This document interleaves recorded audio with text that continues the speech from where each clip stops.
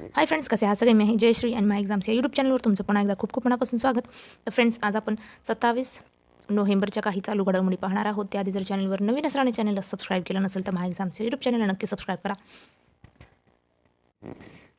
चला तर मग वळत आपल्या विषयाकडे. तर IPL 2025 लिलाव. तर ऋषभ पंत 27 कोटी, श्रेयस अय्यर 27 कोटी लखनौ या संघाकडून खेळत आहे. श्रेयस अय्यर 26.75 कोटी पंजाब किंग्स. त्यानंतर आहे अर्शदीप सिंग 18 कोटी पंजाब किंग्स. IPLची सुरुवात पाहूया. 2008 झालेली आहे. प्रशासक आहे BCCI. टायटल स्पॉन्सर आहे टाटा. एकूण संघ आहे 10.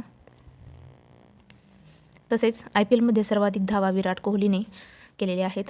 तर 8,004 धावा केलेल्या आहेत. तर सर्वाधिक विकेट युजवेंद्र चहल 205 विकेट घेतलेले आहेत. नंतर चेन्नई व मुंबई 5 वेळा जिंकलेले आहेत. तसेच पहिला IPL विनर 2008 राजस्थान रॉयल्स. त्यानंतर 2024 IPL winner Kolkata night riders.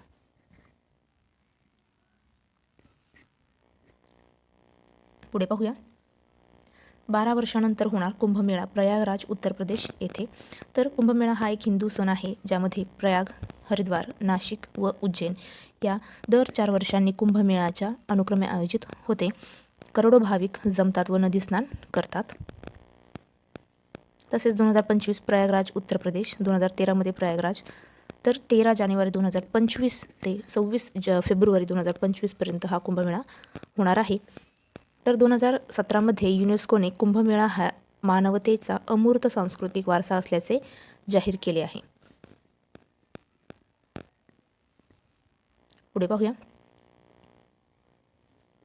तर महाराष्ट्र विधानसभा निवडणुकीत नोटा 0.75% वापर झालेला आहे. त्यानंतर झारखंड विधानसभा निवडणुकीत नोटाचा वापर 1.32% इतका झालेला आहे. पुढे पाहूया. ऐवज एक स्मृतिबंध अमोल पालेकर यांचे आत्मचरित्र आहे. पुढे पाहूया. राज्यात 21व्या पशुगणनेला सुरुवात. नोव्हेंबर ते फेब्रुवारीपर्यंत पशुगणना होणार आहे.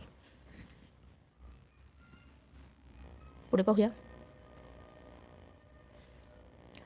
6 डिसेंबर 1946 संविधान सभेची स्थापना फ्रेंच पद्धतीनुसार झाली होती. 9 डिसेंबर 1946 सच्चिदानंद सिन्हा तात्पुरते अध्यक्ष होते. 11 डिसेंबर 1946 राजेंद्र प्रसाद यांची अध्यक्ष म्हणून नियुक्ती करण्यात आली होती.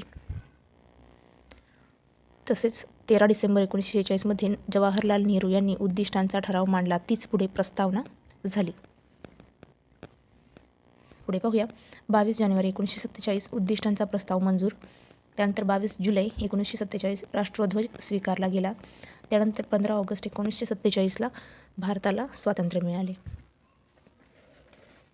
तर फ्रेंड्स, तुम्हाला हाचा व्हिडिओ कसा वाटला नक्की कमेंट करून कळवा. व्हिडिओ आवडला असेल तर व्हिडिओला लाईक करा, शेअर करा आणि चॅनलवर नवीन असेल आणि चॅनलला सबस्क्राईब केलं नसेल तर माय एक्झामच्या यूट्यूब चॅनलला नक्की सबस्क्राईब करा. तर आता फ्रेंड्स, थांबूया इथेच. व्हिडिओ पुढच्या व्हिडिओमध्ये. जय हिंद.